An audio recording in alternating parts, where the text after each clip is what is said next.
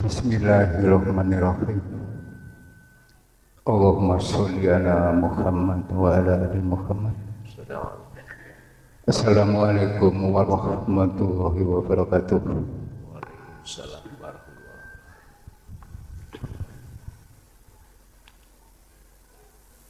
wabarakatuh. Ya, bukan bingung ya. Rotok bingung benar. Begini Pak,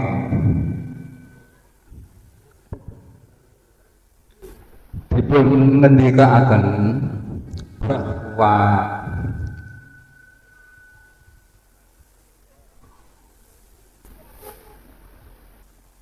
faktanya memang kita ini kan ada ya semua ini, tapi di sisi lain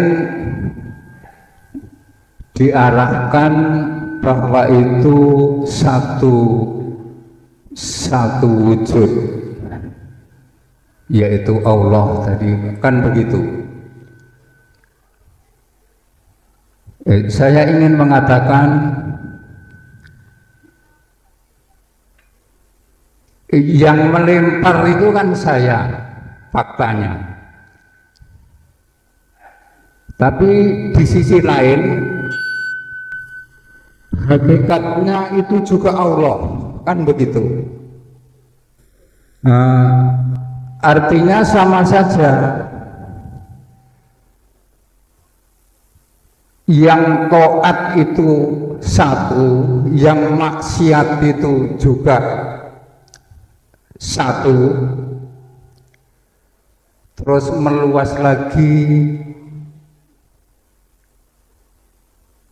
makhluk manusia itu satu, jin itu juga satu, kan begitu. Bahkan syaitan itu juga satu. Nah, terus saya ingin ingin pencerahan mengenai ending ya, katakanlah saya menyebut final dari ini semua, dari fakta ini semua. Coba kita sedikit menyinggung dulu bahwa diceritakan surga itu kan hak ya, benar adanya, kan begitu. Neraka benar adanya, bahkan syariat mewajibkan kita mempercayai hari kemudian. Tidak percaya hari kemudian, drop kita, kan begitu. Tidak mempercayai hari kemudian, kacau kita. Jadi ingin pencerahan sekali lagi. Terus akhirnya si makhluk ini, saya, kami semua ini, baik itu yang bergelut di syariat, mudah-mudahan tetap bersemangat, baik itu yang di thariqat, Naksabandiyah, segala macam itu ya, yang di Palu juga itu ada itu thariqat. Artinya bahwa kita kan dihisab. Lah terus kalau dalam proses hisab sampai clear itu kita satu, terus bagaimana gitu? Nah, ya mudah-mudahan ada pencerahan. Terima kasih. Minta maaf yang sebesar-besarnya. Wassalamualaikum warahmatullahi wabarakatuh. Waalaikumsalam warahmatullahi wabarakatuh. Kita harus memakai dua kacamata dulu. Ada pandangan manusia, ada pandangan Allah. Kita diajarkan Allah keislaman kita umat Islam itu harus sempurna. Ya ayyuhalladzina amanu dkhulu fis-silmi kafah.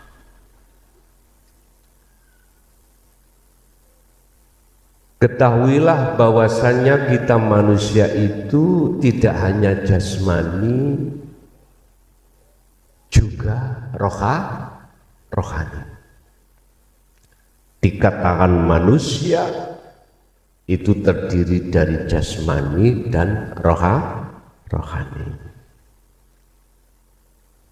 Dalam bahasa Indonesia lewat tokoh pendiri dan pencetus sekaligus pencipta lagu kebangsaan Indonesia Raya itu mengatakan, bangunlah jiwanya, bangunlah badannya. Kesempurnaan dalam Islam tidak hanya jasmani tapi juga rohani. Allah mendidik jasmani kita lewat utusannya Muhammad, disebut ilmu syariah. Sehingga ilmu syariah itu mendidik jasmani kita supaya melakukan ibadah-ibadah dengan benar sesuai dengan hukumnya masing-masing. Jasad ini, sehingga ada istilah akhlak yang disebut akhlak istimaiyah, akhlak yang berkenaan dengan hablu binanas, akhlak yang berkenaan dengan badan. Ini ditata, diajarkan lewat ilmu syariah. Lah, Allah juga menyiapkan thariqahnya yang bernama berbagai macam aktivitas. Contoh sholat, apa syariat ilmu? Berarti kita harus berilmu bagaimana caranya jasmani sholat dengan benar. Orang Indonesia harus menghadap ke barat, ikuti ke barat. Harus baca ini, baca itu. Ilmunya mana yang menjadi syarat sahnya sholat, rukun sahnya sholat harus dipenuhi. Ini perilaku secara jasmani tapi belum menyentuh ruhani. Siapa yang hanya mentolak mengerti tentang ilmu jasmani saja, ilmu syariat saja, ruhaniah kita mesti loh Pak, kakak kita jujur. Waktu sholat lari kemana hati? Padahal coba dibuka di dalam ayat apapun. Ketika saat menjelaskan tentang masalah sholat, mengapa di situ tidak memakai kalimat fa'ala, kok memakai koma?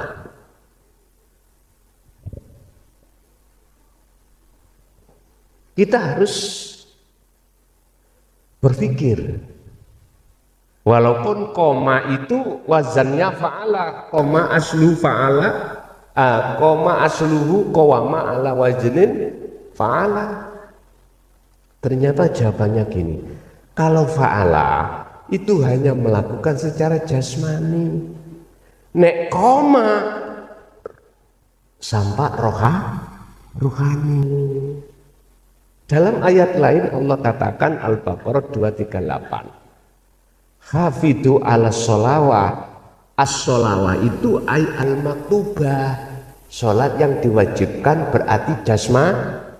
Tapi ayatnya tidak berhenti di situ. Ada wawu ataf, wassolatil wusta, itulah sholatnya ruh. Orang Jawa mengatakan sholat daim. Baru ada wakafnya ini. Setelah itu wakumu wakumu karena jamak, wakumu maka jagalah. Hal itu berarti as-sholawah dan was-sholatul wusta. Lillahi qanitin pakai air khosyiin, berarti saya simpulkan wajib khusyuk. Bisa khusyuk bertemu Allah, bisa bertemu Allah, ruhaniyah jenengan juga ikut salat. Ruhaniyah caranya bisa salat, yuk ada syarat rukunnya, ada syarat sahnya sholat ruhaniyah, rukun sahnya sholat. Mungkin dibuka di dalam kitab Sirul Asrar. Ada sholat secara syariat, thariqat, hakikat dan ma'rifat. Dijelaskan di dalam kitab Sirul Asrar karangan Syekh Abdul Qadir Jailani itu ada pandangan sholat itu ada 4. Sholatnya orang syariat, orang thariqah, orang hakikat, orang ma'rifat. Dan ini benar semua miturut makomnya masing-masing. Walaupun saya gak khusyuk, aku di syariat saja, gak bertemu Allah, benar menurut saya. Tapi belum tentu benar menurut orang-orang yang makomnya sudah di atasnya lagi.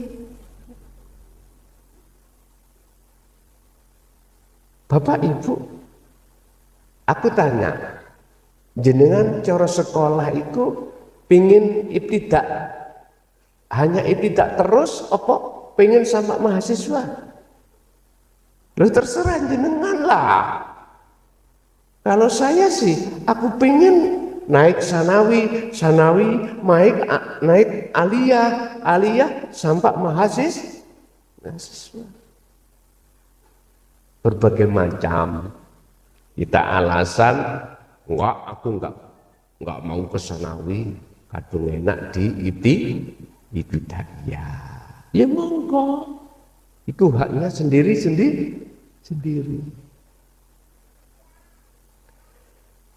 Kembali kepada kacamata. Kacamata syariat dengan kacamata hakikat enggak sama. Mana letak enggak samanya? Kalau kacamata syariat itu memandangnya dari segi apapun itu makhluk. Siapa yang melempar? Si makhluk. Karena faktanya melihat makhluk. Benar miturut kacamata syariat. Sekarang kalau kita bicara kacamata hakikat bagaimana? Kacamata hakikat itu memandang aslinya, memandang siapa sebagai isim fa'ilnya, yang berperan aslinya siapa? Allah. Akhirnya ada dalam satu ayat yang melempar bukan makhluk tapi Allah. Tinggal kita mandang dari mana. Kalau mandangnya dari hakikat jelas imannya pada Allah, pada Sang Ahad, Sang yang tunggal. Terus sekarang gini. Ini sifatnya biar cair Pak ya, biar jangan menyalahkan satu dengan yang biar cair, biar sinkron. Umpomo di dalam diri secara fakta mukhadoroh kasunyatan ini si A tidak ada Allah di situ, apa bisa melempar sendiri? Oke, bisa diterima manakala dari pandangan hakikat. Sekarang tak balik. Jikalau Allah tidak menyatakan wujudnya berupa nurullah, yaitu dunia saisine, Bagaimana cara Anda untuk melihat Allah? Nyun sewu, kalau tak melaku-melaku ada bayangan nggih. Istilah bahasa bayangan ini adalah nurullah, cahayanya Allah, dunia saisini. Laksana saya wujude Allah. Ketika saat saya berjalan ke arah depan, bayangan ikut enggak? Saya ke belakang ikut enggak? Terus aku bertanya, apakah bayangan bisa bergerak? Jikalau saya tidak bergerak. Kalau ini secara akal bisa jawab, oh ya nggak bisa. Oke. Jikalau si makhluk tidak ada, tidak melempar tadi ya, apakah Allah bisa melempar?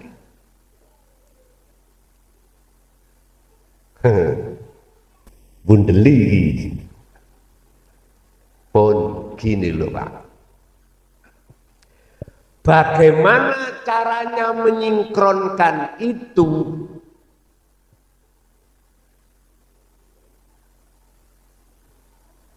Biar antara hukum syariat itu tidak tabrakan kontradiksi terhadap hukum hakikat.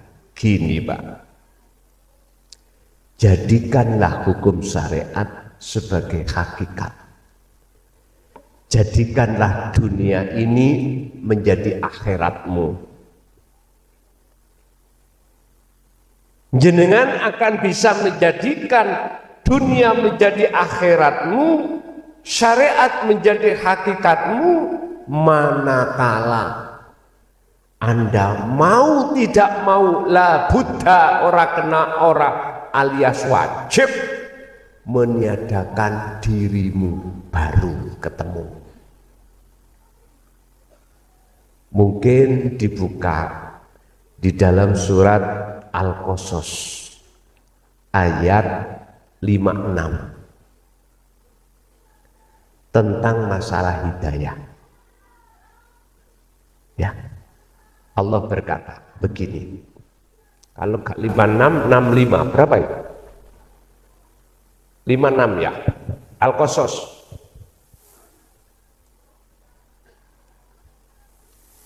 Mungkin sampai terbelalak, mungkin ningali ayat ini. Sebab menurut saya ayat ini menohok. Tahu menohok nih? Ngagetno.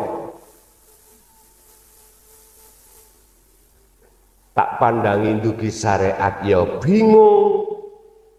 Tak pandangin dugi hakikat itu belum mudeng. Saya lihat dari tafsir muhakamah, ngelok nondas, musing no kepala. Saya lihat dari tafsir mutasabihat, kula bingung. Tolong dibuka. Innaka la tahdi man ahbabta walakinnallaha yahdi may yasha.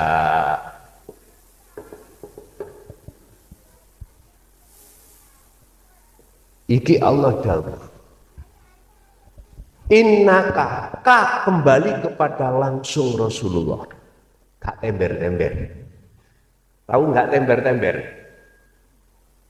Gak main-main. Langsung pemimpin kita, Rasul kita, sebagai pemegang wahyu.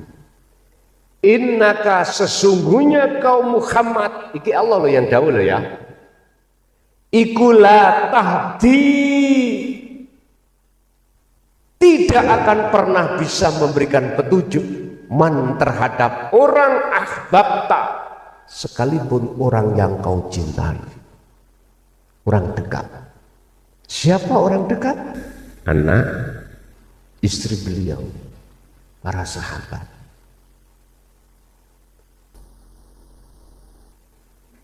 Kita yang ada di syariat kaget, Pak. Loh, Allah berkata terhadap langsung Rasulullah bahwasanya beliau tidak bisa memberikan petunjuk. Makanya ayat ini tak lebokno saya masukkan tafsir muhakamah ndas kula ngeluh. Karena apa? Karena saya meyakini bahwasanya beliau Rasulullah yang memberikan petunjuk. Sama dengan faktanya kita yang melempar. Nah terus kalau bukan Rasulullah siapa yang memberikan petunjuk? Walakinnallaha, lan tetapi ini, akan tetapi yang bisa memberikan petunjuk, yahdi kang aweh petunjuk sapa Allah man terhadap wong yasa'u kang ngersakake sapa Allah iman. Akan tetapi yang bisa memberikan petunjuk itu adalah Allah terhadap orang yang Allah kehendaki. Mohon maaf loh, sekali lagi mohon maaf.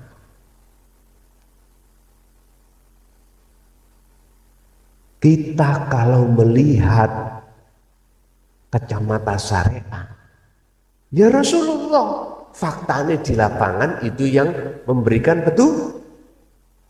Nggih mboten? Ini memang kelas kita di syariat. Tapi jikalau kita berdiam diri terus di situ, tidak naik kelas, tabrakan terus dengan ayat ini. Tabrakan, Pak. Nah terus maksudnya walakinallaha yahdi may yasha, itu yang bagaimana? Fakta secara realita itu Muhammad yang memberikan tausiah, yang memberikan petunjuk, pengajaran, bimbingan. Tapi kok menurut ayat ini kok Allah? Ternyata Bapak Ibu, di dalam diri beliau itu ada Allah. Oleh sebab itu, jikalau jenengan melihat hidupnya, melihat yang fitrah, yang maha suci dalam diri beliau Rasulullah, maka ketemu, oh iya sumbernya dari itu. Ingat, al-a'malu suwarun qaimatun wa arwahuha wujudu siril ikhlas fiha. Amaliyah apapun, ibadah apapun, itu enggak manfaat jikalau ibadah itu tidak disertai ikhlas.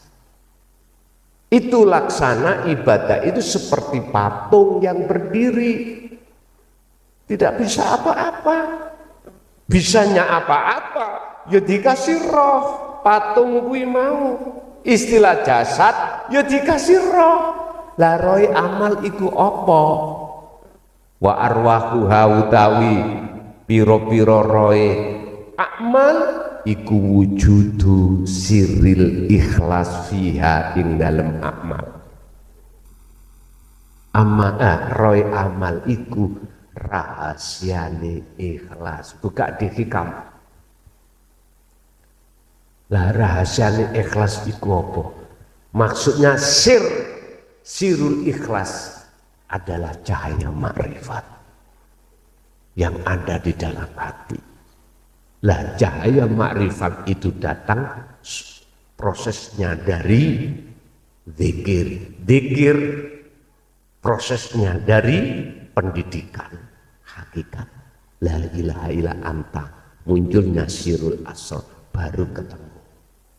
Akhirnya tak simpul nih, ikhlas iku ra rumangsa kalau kita yang melakukan, baru ikhlas. Si A, si B, si A kerja, si B yang tidak kerja. Apa mungkin si B itu minta upahnya? Enggak. Karena tidak merasa melakukan.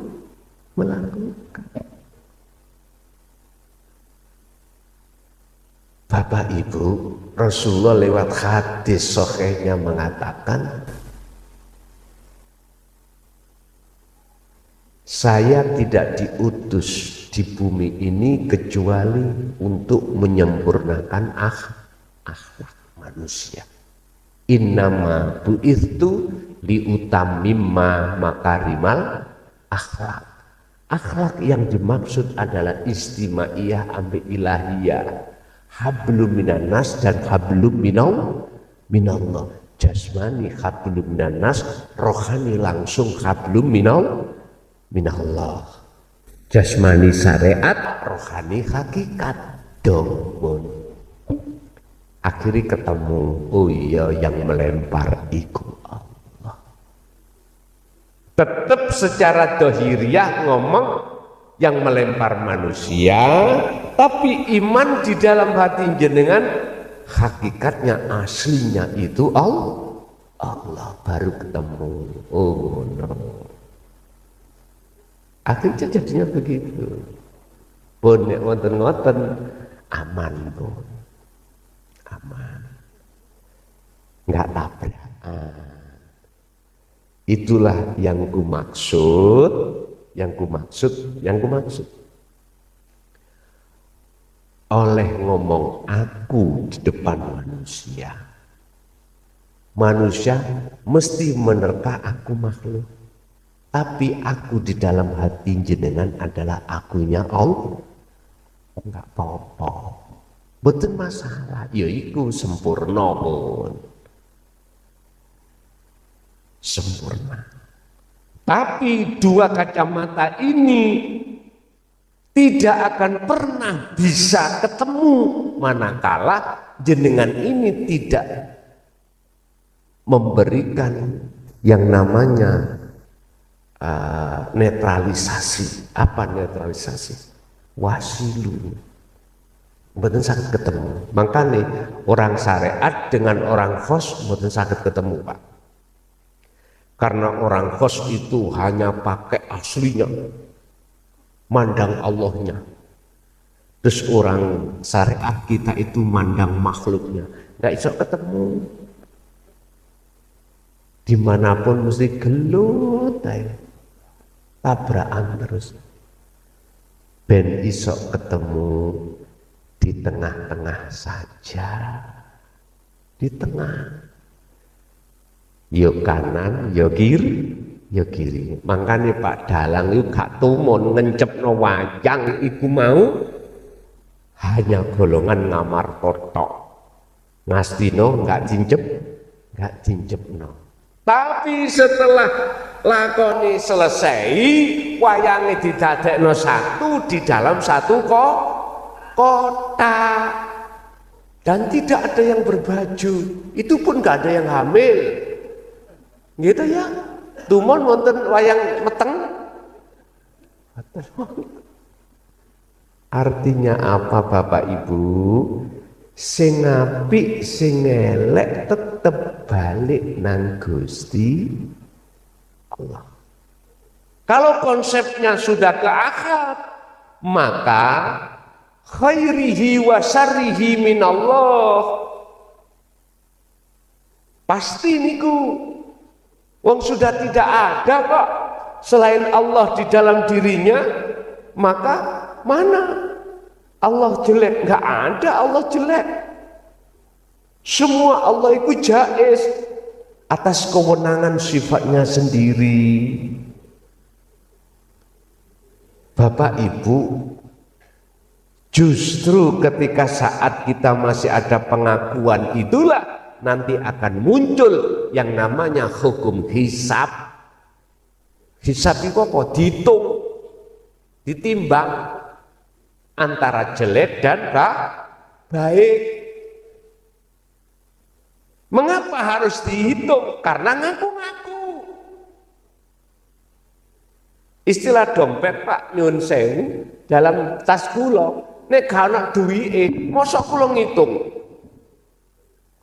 Mboten mungkin lah, berhubung kosong ya gak mungkin ada hukum menghitung. Makanya ada golongan besok itu bighairi hisab. Itu siapa sih sebenarnya? Pandangan hakikat itulah para kekasih Allah. Kekasih Allah. Siapa kekasih Allah itu? Ala inna awliya Allah la khaufun alaihim wala hum yahzanun. Cirinya kekasih Allah itu pertama la yarawna li anfusihim syai'an. Sudah tidak ada iman selain Allah itu wujud. Selain Allah, termasuk dirinya ya. Selain Allah itu punya kehendak, selain Allah itu yang melempar, selain Allah enggak ada. Yang kedua, yusyahiduna annal fa'ilahu wallah ta'ala. Yang muncul dalam keimanan hatinya hanya Allah. Yang ketiga, tatmainul qulub, hatinya selalu damai. La khaufun alaihim walahum tidak mudah takut walaupun jenengan miskin, tidak akan mudah takut walaupun jasad sampai iki mang lahiriah kaya, lahiriah jasad sampai punya jabatan, nggak takut hilang. Karena Anda sudah tahu semua adalah walillahil masyriq wal maghrib, semua milik Allah, milik Allah. Aman pun hati nek seperti itu.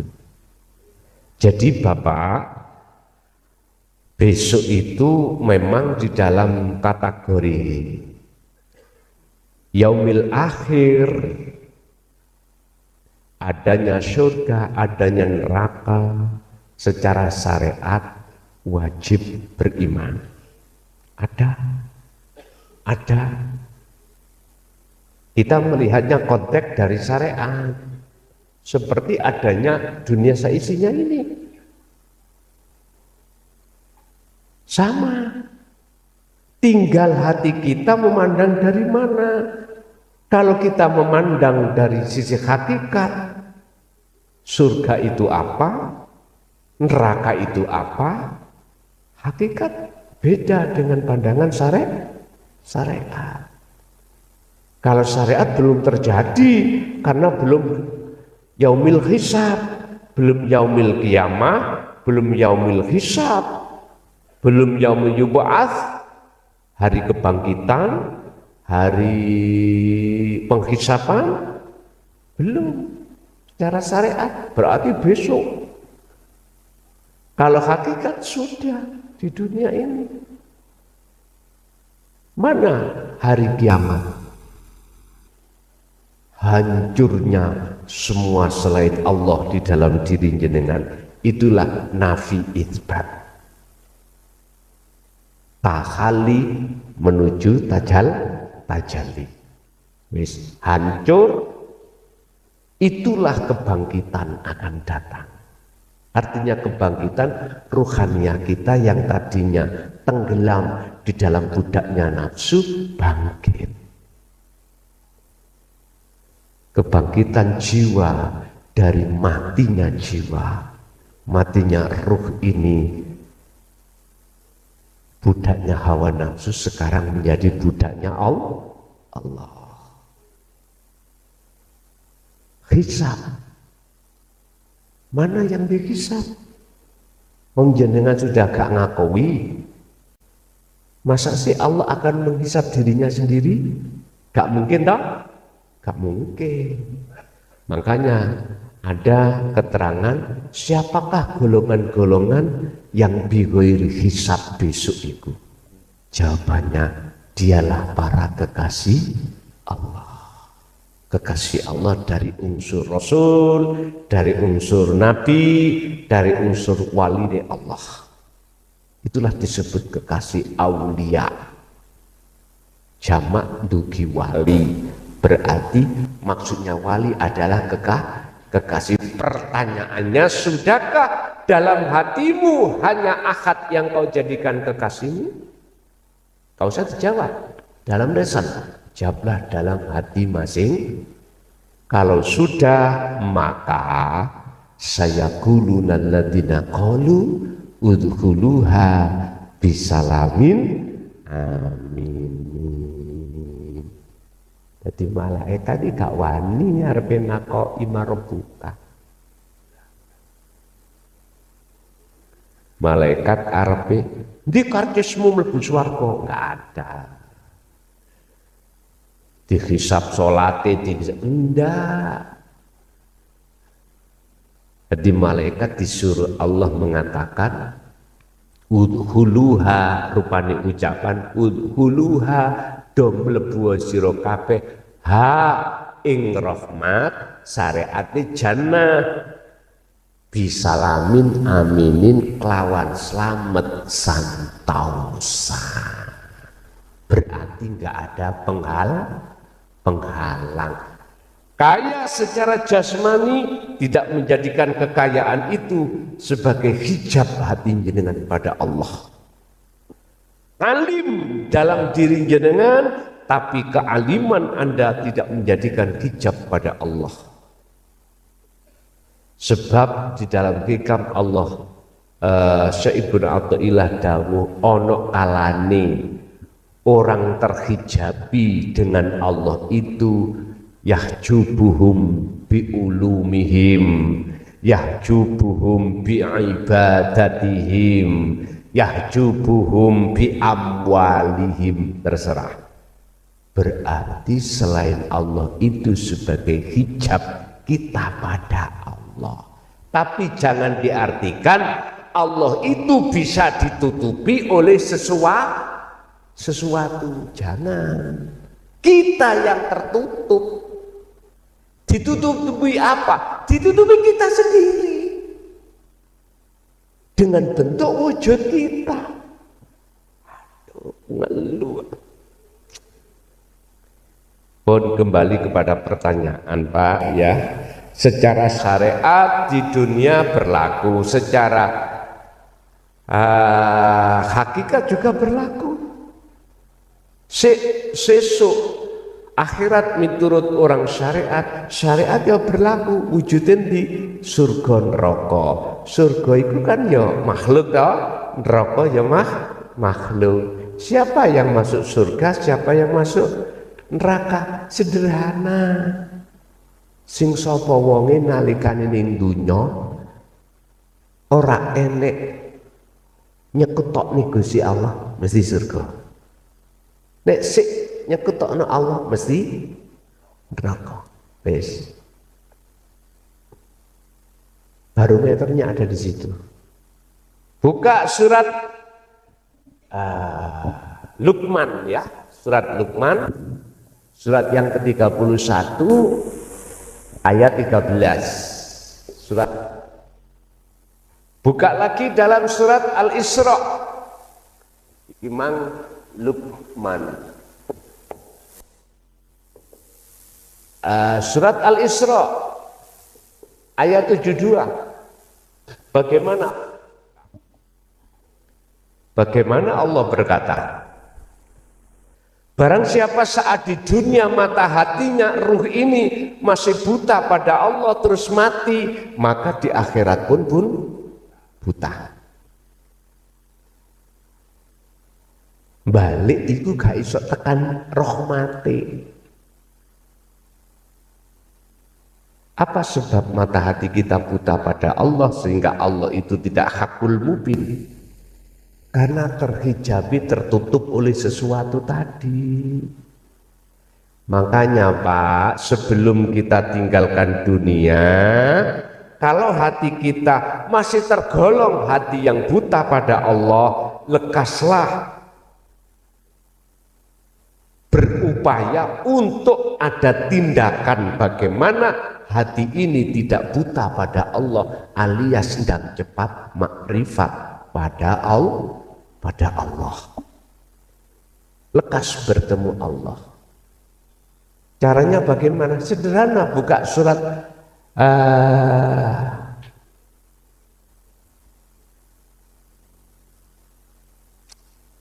Al-Ali aku. 110 itu surat apa? Yang terakhir. Al-Kahfi leres.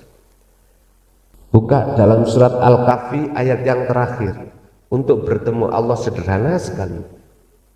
Wa man kana yarju liqa'a rabbih, ini untuk semua agama.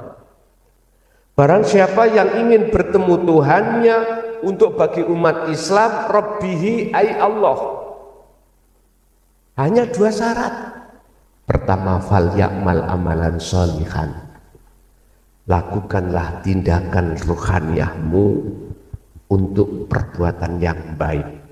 Mana perbuatan baik? Perbuatan yang tidak mendolimi diri sendiri. Itu tadi, zikir kholwat.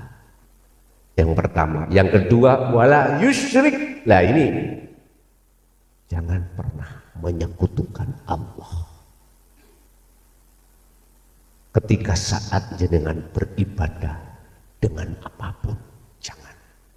Artinya jangan sampai muncul di dalam hatimu rasa rumongso atau iman bahwasanya selain Allah yang melakukan. Bagaimana caranya bisa tidak seperti itu? Kholwat dikir sirul asro digedek nih, baru ketemu. Pun 2 syarat tok ini, baru jenengan akan ketemu terhadap Tuhanmu. Umat Islam Allah, umat yang lain disebut lainnya Allah. Terserah, nggak ada masalah. Pun ini Bapak Ibu, kita di dunia masih ada kesempatan untuk berbenah diri sebelum kita itu dipanggil dalam satu kepastian, yaitu kematian. Urusan jenengan kali kula tidak mau seperti itu, nggih itu hak jenengan. Apa hak saya untuk menyalahkan? Nggak ada. Tadi sudah saya katakan, fafiru ilallah, tentang kembali lekas berlari menuju Allah itu bagi saya ini laku minhu nadir. Hanya memberikan peringatan aja. Menyampaikan, menyerukan, terserah untuk mau atau tidak. Itu bukan urusan saya. Mengapa saya harus katakan? Itu karena memang nyatane katakan Allah. Yang menyatakan itu Allah, bukan saya. Itu kalau Anda mau memandang dari sisi hakikatnya. Kalau memandang dari sisi makhluknya, ya pikir-pikir. Aku lu klason gak kenal, biografinya yo gak kenal. Bos aku takok wong Mojokerto, ternyata iku tau gendeng wong iku.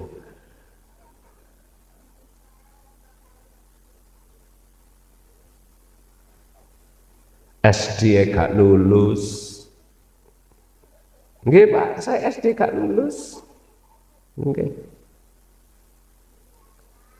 Kalau awet cilik niku abah didik kula niku mung ning pondok salaf tok.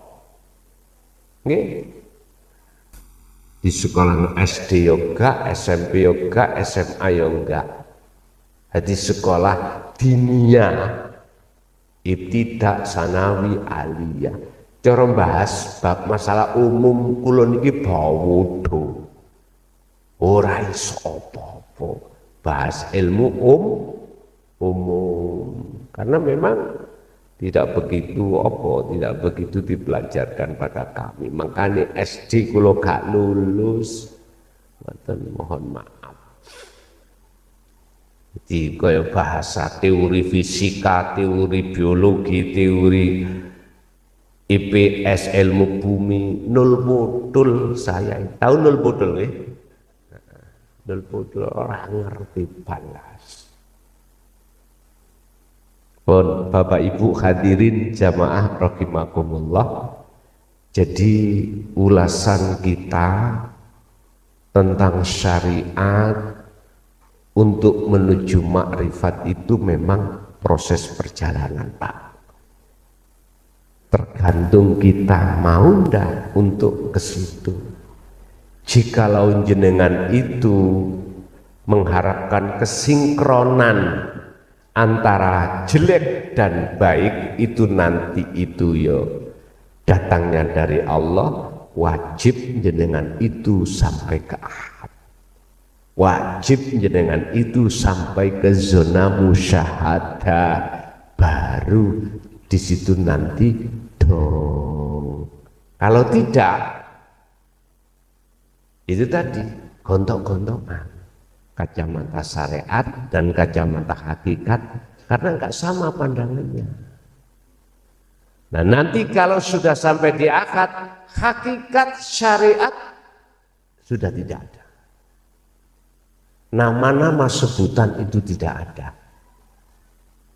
Yang ada cuman yang ada. Yang ada itu Anda tidak akan bisa menyebut, karena Allah menjelaskan wujudi aku itu laisa kamislihi syai'un. Ya sudah. Makanya saya katakan, siapapun kalau sudah di zona itu, hatinya pasti gila pada Allah. Hatinya yang gila. Bukan harus jasmaninya itu gila. Jalan-jalan, enggak. Kalau sampai jasmaninya gila, berarti ku majeduk. Jadapun, niku makomin yang makom khos. Ya udah. Anak istri secara fisik ditinggalkan, semua pergaulan ditinggalkan, sudah gak gembul manusia, gak gembul apapun. Udah. Itu namanya jadab. Tapi kalau diletakkan khawasul khawas, beda lagi. Seperti Rasulullah dan para tabi'ina sholihin, membawa 4 sifat: sidik, fatonah, tablek, amanah. Makanya ning Indonesia, mohon maaf, aku nyinggung didik, tidak akan pernah selesai namanya korupsi. Enggak akan pernah selesai. Masih ada polisi, ada hukum, KPK, BPK, inspektorat, halah, gak mari. Mari ini hatta zurtumul makobir, donya diringkes, tsunami diringkes, kiamat buyar pun mari. Bisa nih mari, semua pejabat itu hatinya harus bertauhid, menuju ke esa baru selesai.